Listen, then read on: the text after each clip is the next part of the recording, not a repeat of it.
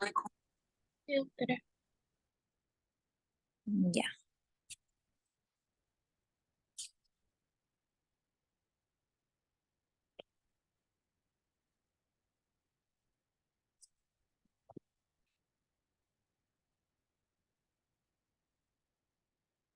¿Esperamos 2 minutitos más o voy comenzando?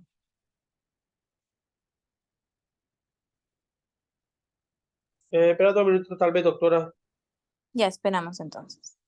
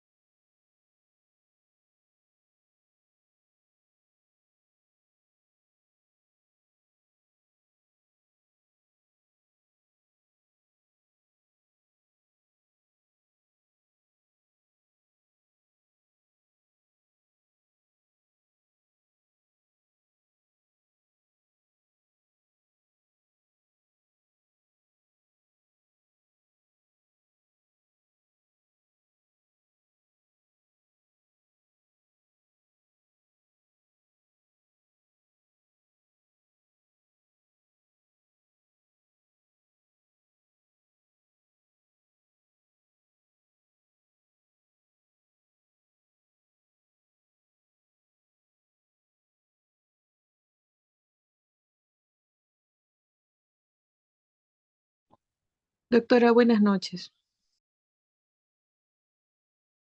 Buenas noches. Un favor, Sí. ¿podría empezar? Porque tenemos una clase programada a las 9 de la noche y de Ay, repente no vamos a poder terminar sí. todos a tiempo. Ya. Muy bien, buenas noches. Entonces vamos a comenzar con las infecciones de transmisión sexual. Vamos a ver sífilis, gonorrea, chancroide, linfogranuloma venéreo y donovanosis. Empezaremos entonces con sífilis.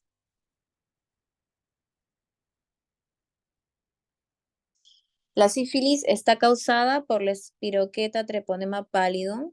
Ya saben que se transmite de forma sexual, también puede transmitirse de forma vertical durante la gestación. Y sin tratamiento es una enfermedad que va a progresar en distintas fases. Y lo peor de todo es que al progresar puede terminar con complicaciones que son irreversibles, tanto neurológicas como cardiovasculares.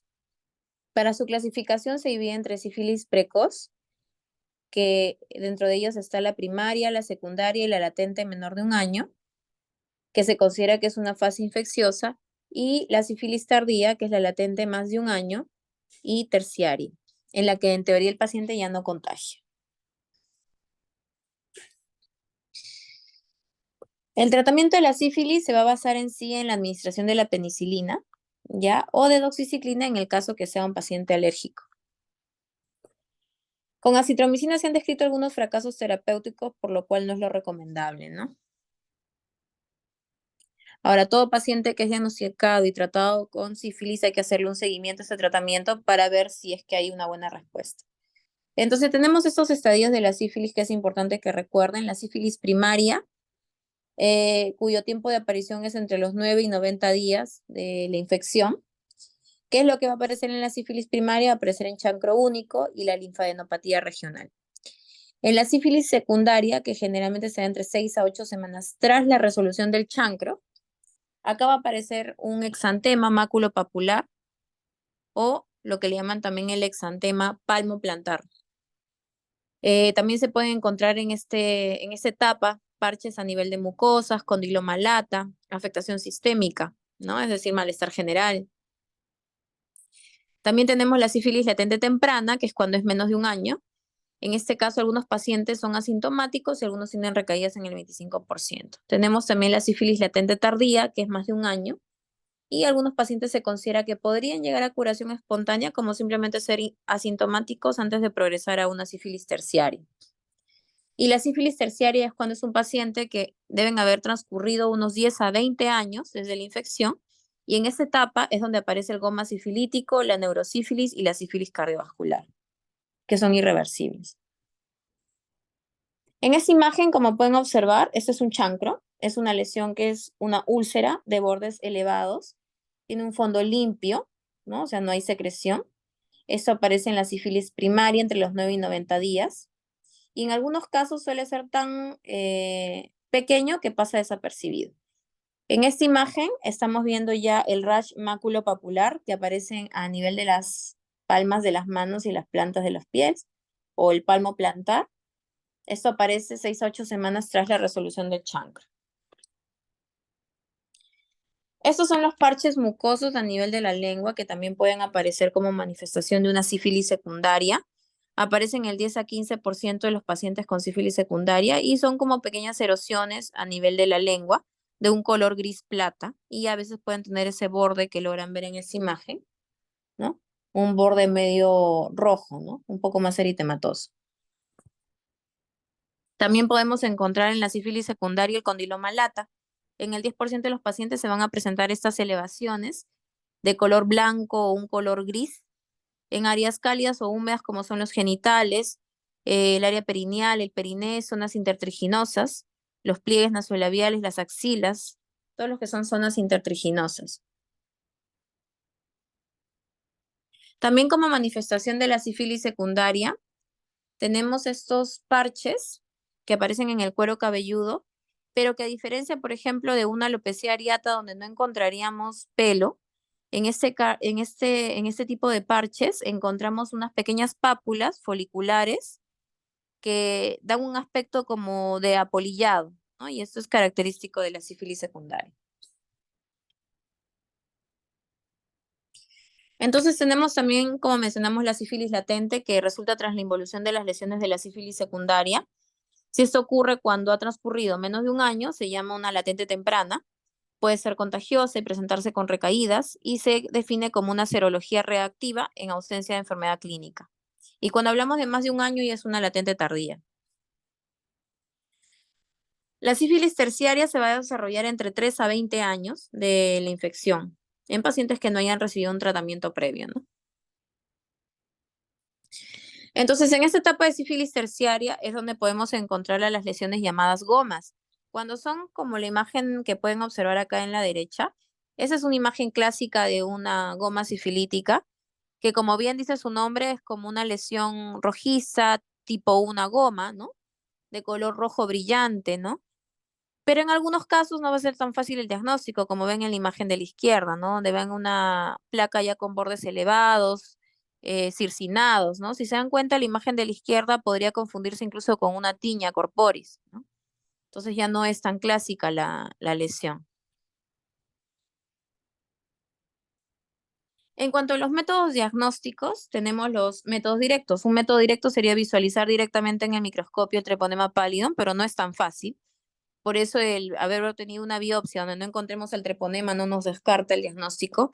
Métodos indirectos tenemos la serología, ¿no? Donde están, por ejemplo, los anticuerpos inespecíficos, que son aquellos que se catalogan como las pruebas no treponémicas, y las pruebas específicas, que son las treponémicas. Si hablamos de las no treponémicas, ahí tenemos el BDRL o el RPR, ¿no? Esas pruebas, ¿qué es lo que va a detectar? Va a detectar los anticuerpos dirigidos contra el material lipídico liberado por las células lesionadas en el curso de la infección. tiene una alta sensibilidad, pero tiene una baja especificidad. Es decir, que me van a servir, por ejemplo, para hacer un screening de sífilis y también me van a servir para el seguimiento tras el tratamiento. ¿Por qué? Porque están basadas en títulos, ¿no? Es una prueba que es cuantitativa, entonces me permite hacer un seguimiento. Ahora, si yo tengo un paciente que me sale BDRL o RPR positivo, pero como es una prueba que es muy sensible pero poco específica, podría ser un falso positivo. Entonces, ¿a qué prueba recurro? A hacer un método treponémico. Ya si este método treponémico me sale positivo, quiere decir que este paciente o ha tenido sífilis anteriormente o tiene sífilis en ese momento. Pero si ya me sale negativa, la prueba treponémica ya me aleja esta posibilidad, ¿no? Entonces, si tenemos las pruebas treponémicas, estas van a ser cualitativas. Quiere decir que me van a medir los anticuerpos frente a antígenos específicos de treponema pálido, por lo tanto son más específicos, pero estos persisten de por vida. Quiere decir que no me van a permitir ver si hay una respuesta al tratamiento, ni seguimiento. Entonces, ¿cuál va a ser mi seguimiento? Mi seguimiento tiene que ser con BDRL, RPR, que debe repetirse a los 3, 6, 12 y 24 meses o incluso hasta que se llegue a negativizar los títulos, ¿no? En el caso de una sífilis primaria y secundaria, generalmente en el caso de la primaria, se ve que disminuye 2 diluciones en 6 meses aproximadamente y 3 diluciones en el caso de la secundaria a los 12 meses, o sea, demora un poco más, ¿no? Y en el caso de la sífilis tardía, el descenso es de 4 diluciones en 12 hasta 24 meses.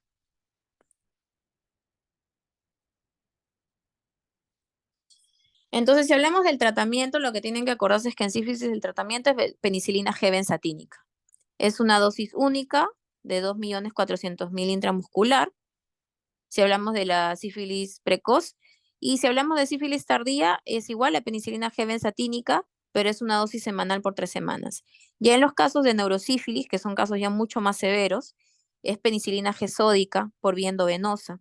Y si hablamos de una sífilis congénita, es penicilina G sódica también por vía endovenosa. Ahora vamos a hablar entonces de la gonorrea.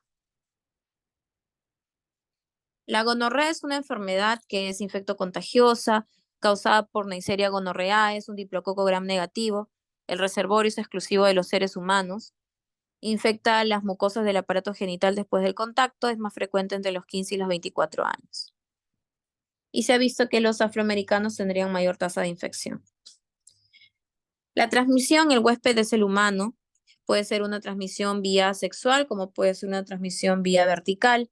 En el caso que sea transmisión vía vertical, la afectación ya va a ser, puede causar una conjuntivitis o una neumonía en el neonato. La Neisseria gonorrhoeae es un diplococo gram negativo, carece de cápsula de polisacáridos, es aerobio inmóvil, tiene unos factores de virulencia, ¿no?, que hace que pueda infectar, que son las proteínas de la membrana externa, las fimbrias y las porinas, y necesita el hierro para crecer. Entonces, en su patogenia, tenemos esos factores de virulencia que van a participar en la adherencia, la inflamación y la invasión de este germen. Tenemos las fimbrias, que va a generar la adherencia a las células huésped y los neutrófilos, y va a aumentar la adhesión y el movimiento. Los gonococos tienen la capacidad de destruir el tejido mediante la producción de una variedad de enzimas y de lípidos y la inflamación de los epitelios columnares y transicionales de la uretra, cuello uterino, recto, faringe y conjuntiva. Las características clínicas es que va a haber un periodo de incubación de 2 a 5 días. 10% son varones, 75% de mujeres, pueden cursar de forma asintomática o en algunos casos cursar con infecciones rectales y faringias que pueden pasar desapercibidas. En el caso de los varones pueden encontrar, por ejemplo, la uretritis aguda, la secreción uretral y la disuria. Y en el caso de las mujeres, presentar una cervicitis mucopurulenta, secreción vaginal sin vaginitis o vaginosis o también solamente la disuria. En el caso de los varones, el 90% presenta uretritis anterior aguda, disuria, la secreción uretral, que puede ser en algunos casos clara, como en algunos casos puede ser purulenta, además de edema en el meato y balanitis. También puede presentarse foliculitis o una celulitis en muslo y abdomen, en cuyo caso significa que el paciente se puede complicar con un pioderma gonocócico o con una epididimitis. En el caso de las mujeres, 75% pueden ser asintomáticas o cursar con molestias que no les den tanta importancia, ¿no? Puede haber en algunos casos edema periuretral, uretritis, secreción cervical purulenta, secreción vaginal o disuria. Y en algunos casos esos pacientes también se complican con salpingitis, una EPI o enfermedad inflamatoria pélvica o una perihepatitis gonocócica.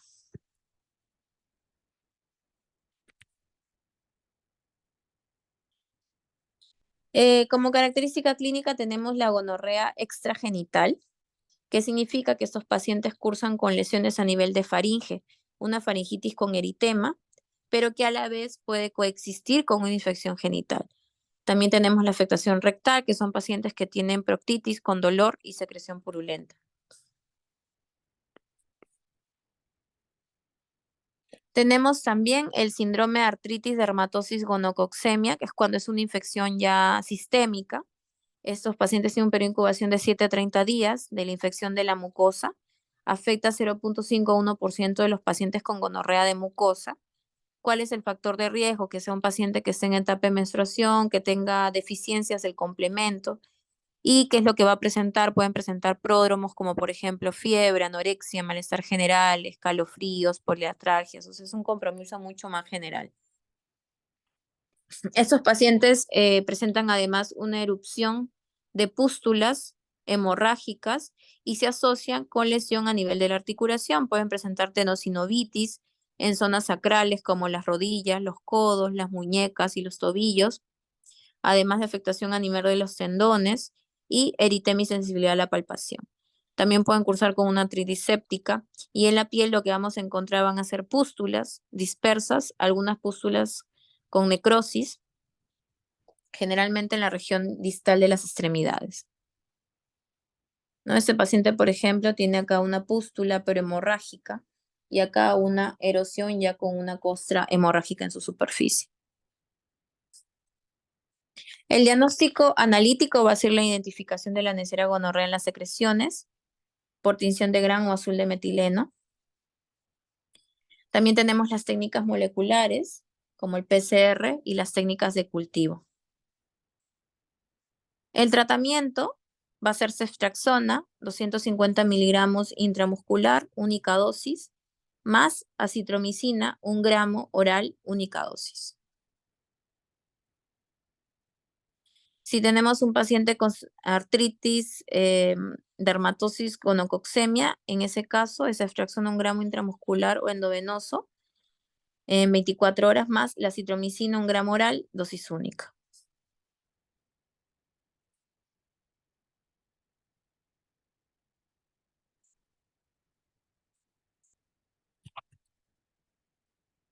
Vamos a ver ahora el chancroide. Es una infección por transmisión sexual causada por la bacteria gram negativa Haemophilus ducreyi, caracterizada por úlceras genitales agudas y adenitis genital.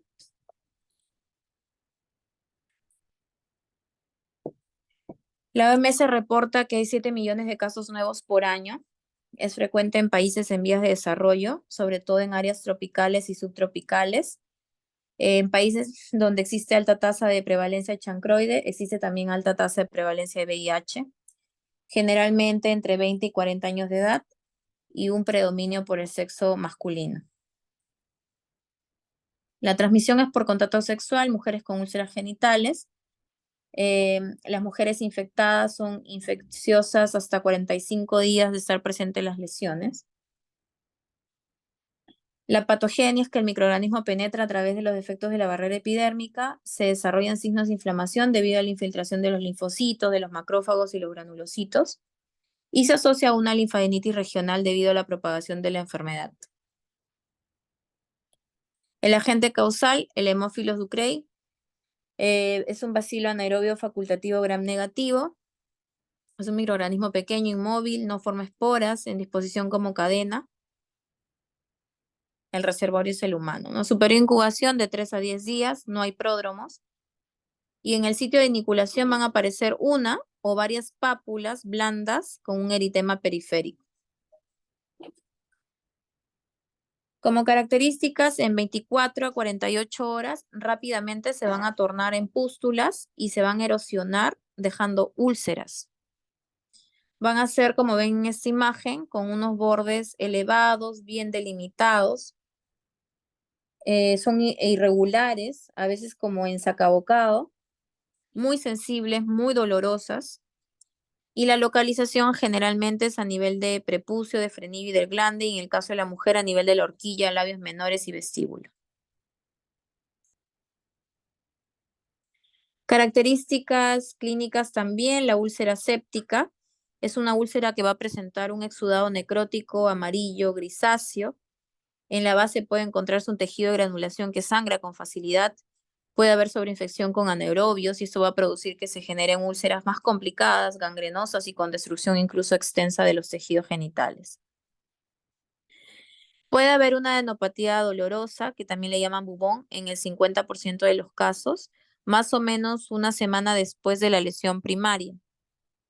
Generalmente es unilateral, va a haber un eritema de la piel, como ven en la imagen de la piel subyacente, y puede evolucionar incluso a goma, ¿no? La cual va a drenar espontáneamente una secreción espesa y cremosa hacia la superficie, ¿no? Como por ejemplo en esta imagen. El diagnóstico por tinción de Gran es negativo, cultivo requerimientos especiales, por lo cual no es tan fácil realizar ese estudio, y se desarrolla generalmente en agar chocolate y en vancomicina más agar sangre. El tratamiento va a ser acitromicina 1 gramo dosis única o ceftriaxona 200 miligramos intramuscular dosis única. Diagnóstico diferencial, deben hacer diagnóstico con cualquier otra enfermedad que genere úlceras genitales, como hemos visto, por ejemplo, sífilis. También puede ser herpes genital, el linfogranuloma venérea y las mixtas. Un granuloma inguinal y otras infecciones, como incluso VIH o herpes zóster genital. Ahora vamos a ver el linfogranuloma venérea. El linfogranuloma venérea es una enfermedad de transmisión sexual infrecuente causada por Clamidia trachomatis y afecta generalmente tejido linfático de la zona genitorrectal. Es endémico en África, en Asia, en India, América del Sur y Caribe, y mayor afectación en el varón. Los microorganismos van a entrar en el cuerpo a través de los efectos microscópicos de la mucosa y de la piel y llegan a los vasos linfáticos. Entonces, esto va a producir, como dice su nombre, una linfangitis, una perilinfangitis y una infección de los ganglios linfáticos. El proceso inflamatorio se extiende durante varias semanas o meses y causa periadenitis y afectación de algunos ganglios linfáticos próximos. Pueden generar abscesos, fistulizarse o incluso estenosis. El periodo de incubación de 3 a 12 días pueden presentarse pápulas, erosiones o úlceras, en algunos casos similares a herpes, pero con una curación sin dejar cicatriz. La localización es habitualmente el surco coronal y la pared vaginal posterior. Puede haber también una uretritis y una cervicitis inespecífica. Como manifestación secundaria puede haber un síndrome inguinal que se da 10 a 30 días, incluso hasta 6 meses de la infección. Significa que va a haber una linfadenopatía regional unilateral con un eritema suprayacente, erupción de bubones y síntomas inespecíficos. Puede haber también un síndrome anogenitorrectal, es decir, que puede haber una proctocolitis, una hiperplasia tejido linfático, abscesos perirectales, fístulas isquiorrectales, fístulas anales y estenosis rectal. El diagnóstico es serología. También se puede hacer el PCR, ¿no? Buscando el ADN de la clamidia. El cultivo por aislamiento de clamidia, pero no siempre se llega a aislar. Y un genotipaje por PCR. El tratamiento, doxiciclina 100 miligramos 2 veces al día. Tenemos la donovanosis, o también llamado granuloma inguinal. Es una infección bacteriana, ulcerosa, que es progresiva, crónica y poco frecuente, causada por el bacilo gram negativo Klebsiella granulomatis. Generalmente entre los 20 y 40 años se ha visto que aparece mayor incidencia en África. Su patogenia es Klebsiella granulomatis. La lesión primaria es una pápula o un nódulo cutáneo que contiene células mononucleares, y estas vacuolas luego se pueden romper y se liberan, los cuerpos de Donovan bipolares. La característica clínica va a ser que hay un periodo de incubación que puede ir desde un día hasta un año de ocurrida la infección, y se presenta como una pápula, un nódulo que posteriormente se va a ulcerar. Son lesiones que son indoloras, pero que sí se pueden extender durante semanas. Y como son muy vascularizadas, tienen un color rojizo. Como característica clínica, pueden ocasionar una destrucción extensa del tejido, y una característica de la anovanosis necrótica es un exudado con un olor muy desagradable. 20% de los pacientes hacen lesiones inguinales y suele existir incluso afectación genital. La localización en el varón generalmente es prepucio, glande, frenillo y surco coronal, y en la mujer la zona vulvar. Acá, por ejemplo, pueden ver esta zona que está erosionada, con una costra en su superficie y de gran afectación, ¿no? Es extensa. El diagnóstico: tinción de Gram, Wright, por frotis de las lesiones activas o una biopsia de la dermis. El tratamiento: la acitromicina de 1 gramo, una vez a la semana, y se recomienda que el tratamiento sea hasta la curación de las lesiones, que aproximadamente puede ser unas 3 semanas. Esta parte para que recuerden. Por ejemplo, a ver esta pregunta: ¿cuál de las siguientes afirmaciones no es cierta? El treponema pallidum es un patógeno exclusivo del hombre. La sífilis primaria se define por el chancro y las adenopatías satélites. La rociola sifilítica es una característica del periodo primario de la sífilis. La sífilis secundaria es la expresión de la diseminación hematógena del treponema. En la sífilis secundaria predominan las manifestaciones de piel y mucosas. ¿Cuál consideran que es la respuesta falsa? La A.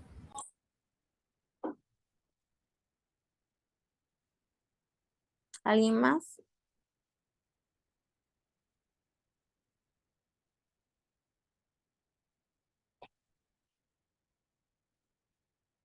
Creo que alguien ha escrito en el chat. A ver. La C, ¿Por qué? A ver quién se anima a decir. porque en el periodo primario de la Acuérdense, sífilis era el recuerdan que chancro hablamos del único. exantema palmoplantar. Su sinónimo del exantema palmoplantar, que se presenta en la sífilis secundaria, es rociola sifilítica. Entonces acá les está diciendo que la rociola sifilítica es una característica del periodo primario. Entonces sería falso, porque es de sífilis secundaria.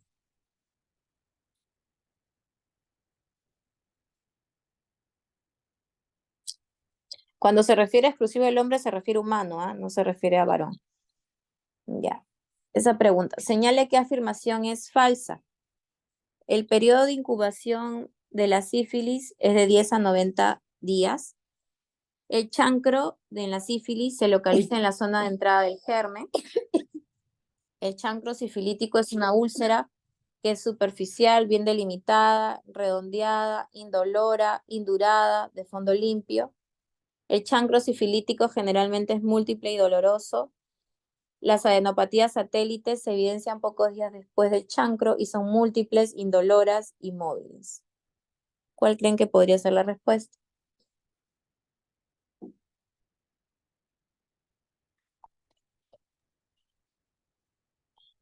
Parece que la D. Ya, muy bien. ¿Por qué no es doloroso? Ajá, claro. El chancro sifilítico, acuérdense que es único, no es múltiple y no es doloroso. ¿Ya?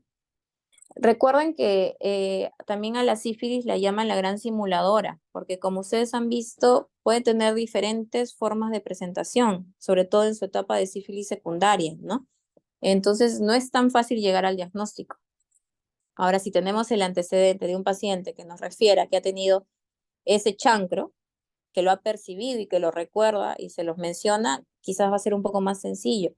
Pero de lo contrario no es tan fácil. Si viene una goma, por ejemplo, como esa que han visto que parece una tiña, tampoco va a ser tan fácil, ¿no? Entonces es importante también siempre un buen interrogatorio. Por ahí no van a tener la ayuda del paciente porque el chancro a veces pasa desapercibido y el paciente también no lo menciona, ¿no?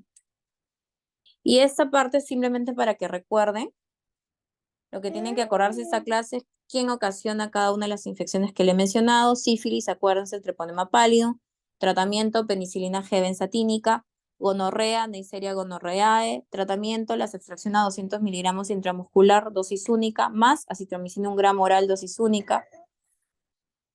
Chancroide, lo ocasiona el Haemophilus ducreyi. Tratamiento, acitromicina 1 gramo, dosis única. Otra opción es extracción a 200 miligramos, dosis única. Ciprofloxacino, 500 miligramos 2 veces al día durante 3 días, o eritromicina también, 4 veces por día durante 7 días. Linfogranuloma venéreo, clamidia trachomatis, tratamiento de oxicilina 100 miligramos 2 veces al día por 3 semanas, y donovanosis, Klebsiella granulomatis, tratamiento de acitromicina 1 gramo 1 vez a la semana por 3 semanas.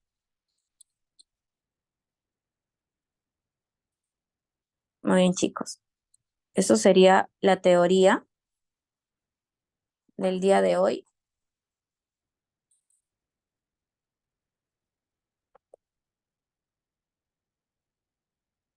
Gracias, doctora. Muchas Me gracias, dijo doctora. su compañera para hacerlo de terapia tópica, pero por Meet, creo. Entonces salgo y volvemos a entrar.